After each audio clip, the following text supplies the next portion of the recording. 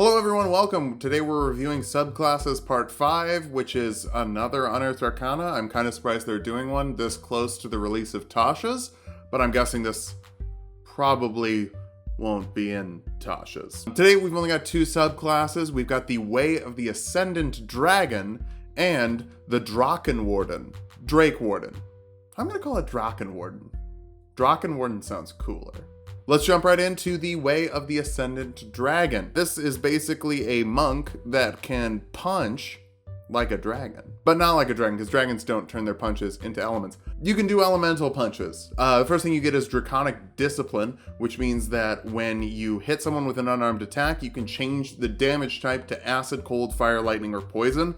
Already, that's pretty huge. The point of getting key empowered strikes at the 6th level is to avoid resistances, but now it looks like you can just choose what damage you do every time you punch from 5 different damage types. So that's pretty good, and that's not all. If you can't already, you can speak, read, and write Draconic.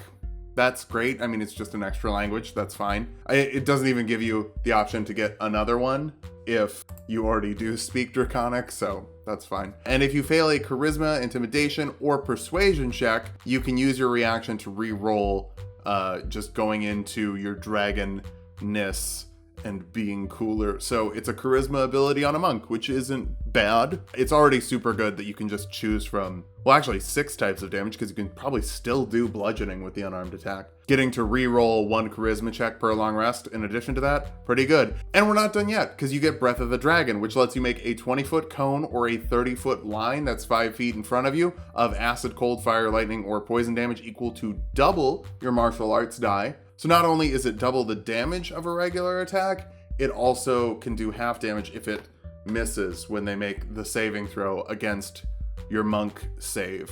And then at the 11th level, you just get to add another martial arts die when your martial arts die is also already scaling. You can do it for free an amount of times equal to your proficiency bonus and regain those uses on a long rest, and then you can spend 1 key point to do it again. Comparable to Deft Strike from Kensei Monk, which you get at the 11th level. And that just adds the damage to 1 attack per round. It doesn't make an AoE, and it doesn't get saves, and it doesn't get to change the damage type. And you don't get free ones. Already going into this, I think the character I have in mind for it is Captain Falcon, with a Falcon Punch being the big 20-foot cone in front of you and huge fire damage. And then just putting a little bit of fire on all your other stuff too. But that goes away once we hit the 6th level and we get Wings Unfurled, which lets you get a flying speed when you take Step of the Wind, and do that an amount of times equal to your proficiency bonus, which again is very good because that effectively just means that you have a jump distance of your dash distance. If you do the Step of the Wind first and then double dash, like dash with your action, you just can fly an insane amount of distance. And then you can spend another key point after you've used the proficiency bonus ones to do it again. Already, I think just a quick way to maybe nerf it down to reasonable levels is to just make all this stuff cost a key point out the back. Don't give the free ones equal to the proficiency bonus. Even though I like that, and it's cool, like I like all of this and I want to be clear about that. It's very, very good. Especially for a class that already has weaker subclasses like Elements and Sun Soul that just sort of burn through their key points way too fast generally. That this one's like, hey, you get better stuff than those subclasses and also you get free stuff. Maybe just go back and buff those. I don't know. The next thing you get is the Aspect of the Worm, which lets you give your allies within a 30-foot radius of you resistance to acid, cold, fire, lightning, or poison damage. It's an AoE version of Protection from Energy, which is a 3rd level spell. So that's pretty good. Oh, and hey, look, it still isn't done, but wait, there's more. When one of you in the aura is hit by an attack made by another creature who's in the aura, the target that was hit can use their reaction to deal an amount of damage of the chosen type equal to your martial arts die. So almost an opportunity attack for everyone within 30 feet of you every time they get hit of a special cool type of damage. And they get resistance to that type of damage. And it's free until you spend 4 key points. So it's free once per long rest. and then you can do it again by spending 4 key points. My way of nerfing this, take away the free uses, it just costs 4 key points. Because it's very good, and it's very cool, and I really like the flavor. Ooh, it tastes so good. Oh, this flavor. Ooh. Oh, that's some good flavor. The final thing you get is the Ascendant aspect, giving you blind sight out to 30 feet. Nothing can hide from you, even if you're blinded or in total darkness. Invisible creatures, nuh-uh. Dragons get to see all of that, apparently. You also get some lingering damage off of your Breath of the Dragon. That's the big AoE attack thing that you can do an amount of times equal to your proficiency bonus, so 6 times at this time. And they take your martial arts die in damage if they failed every turn until they succeed on the save. This is also cool because it's a monk that wants to invest in wisdom before dexterity, I think.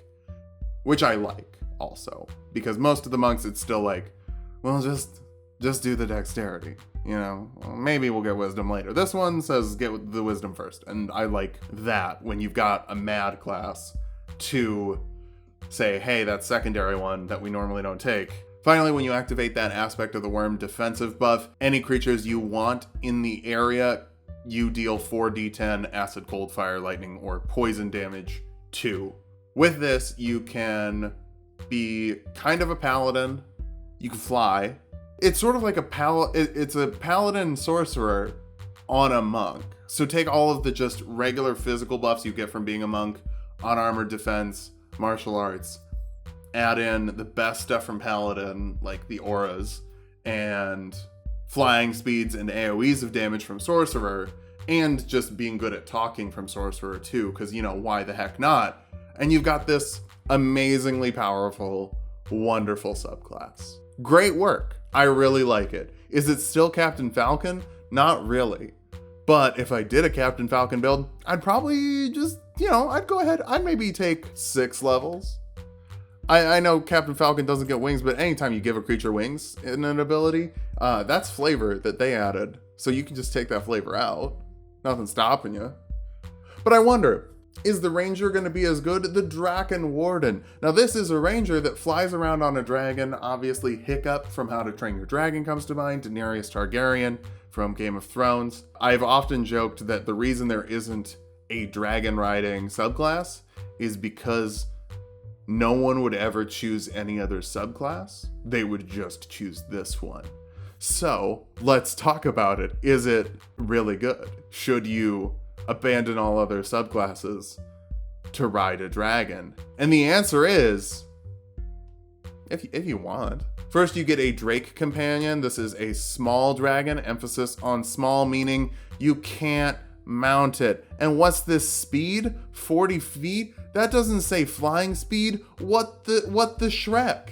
This doesn't even fly. Oh, Donkey. Donkey from Shrek is a centaur anyway. I think I'm so funny.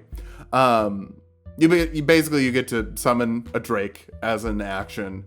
It has a bunch of stuff that adds your peanut butter score to it. That's the proficiency bonus. It abbreviates it as PB, which I think is the first time it's done that. That Wizards has done that.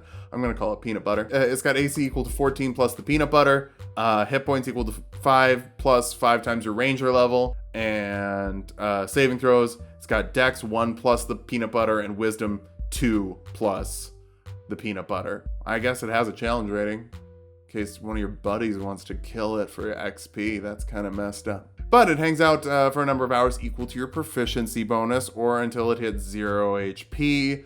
You can choose what type it is, acid, cold, fire, lightning, poison, and it has immunity to that damage. It also gets to add 1d6 extra damage of that type to its bite attacks. Its bite attacks are pretty standard, 1d6 piercing plus the peanut butter damage. Pretty standard animal companion. Honestly, it's not that much better than the Beast of the Earth or Beast of the Air from the class feature variants. It's going to get better with the Bond of Scale and Fang. Bond of Fang and Scale. I don't know why I read that backwards. But you get resistance to the damage type chosen of your Drake when it is summoned. And I think you can summon a different type each time, which is another nice little benefit here because it stops you from kind of locking in and being the acid type or being like the cold type. The Drake either gets a swimming speed of 40 feet or wings and a flying speed of 40 feet, almost always you're going to want to go for the wings, I think. I can't imagine a scenario where a swimming speed, well, I guess if you need to swim, there's like an underwater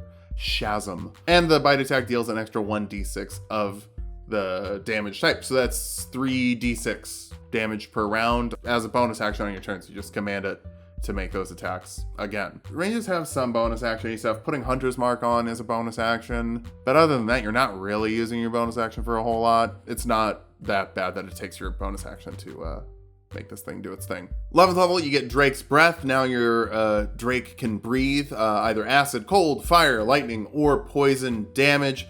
Dexterity saving throw in a 30-foot cone, 6d6 damage on a failed save, half as much on a successful one. Bumps up to 8d6 when you hit 15th level, so it's effectively fireball damage. And then you can cast 3rd level spell slots to do it again. Does this, hey, ooh, Draken Warden doesn't have any extra spells. I just noticed that most new Ranger subclasses do get some extra spells. So I wonder if that's a little nerfy nerf. Final thing you get is the Perfected Bond. This makes the Drake large, which means it's mountable. Deal an extra d6 of damage from the Draconic Essence. Total of 2d6 extra damage. Thanks for clarifying. Shouldn't it be 3d6? Because there's the Infused Strikes and then there's the extra. Maybe the extra is extra just in addition to the Infused Strikes, because it should be 3d6. And when either you or the Drake take damage within 30 feet of each other, you can give each other resistance to 1 instance of damage, which is nice. It's sort of like Mounted Combatant. It's not totally similar to that, but overall I like this one. I think this is pretty well balanced. Obviously, yeah, Hiccup, Drake from Pokemon, Drake from Drake and Josh would also be a solid. What if I put Drake from Drake and Josh on the thumbnail? I'm gonna do it. Maybe people will click on it. It'll be funny. It'll be our little joke. Our little joke for the people who watch this long in the video. Overall, I think the Way of the Ascendant Dragon Monk seems much stronger than the Draken Ward. But, hey, I haven't played either of these. These have been out for an hour and a half, I think, total. So you should play them in your home games. You should test these and get the feedback out. Because do you want a ranger that can ride a dragon? Then you need to tell Wizards of the Coast that. Do you want a monk that can do a falcon punch? Tell Wizards of the Coast that. Playtest this stuff. I know that everyone's like, oh no, Unearthed Arcana, I'm so scared. Just run some one-shots, baby. Just run some one-shots. Who doesn't want to run a level 20 one-shot? Anyway. Just run some one-shots, figure out some wild stuff you can do with this. Let me know what wild stuff you would do with it in the comments below. Let me know which of these is your favorite. And we'll see you when apparently they're going to do Subclasses Part 6, maybe. Bye!